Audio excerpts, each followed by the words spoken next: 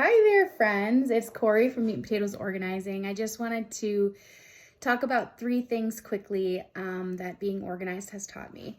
The first thing that it taught me is that other family members actually are willing and happy to help me when things are organized because they know where it goes and they can sense that that's a really helpful thing for me.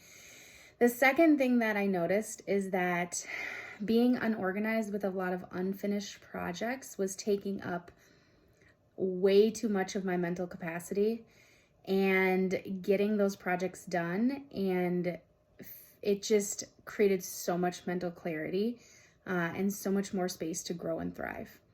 The third thing that I learned is that when I have an organization system in place, I have time to practice being present, which is where I thrive as a human. I love just being able to be present. So if that's something that you're thinking of, I just thought I'd share my thoughts with you. 3 things that I've learned about organizing. Hope to talk to you soon. Thanks.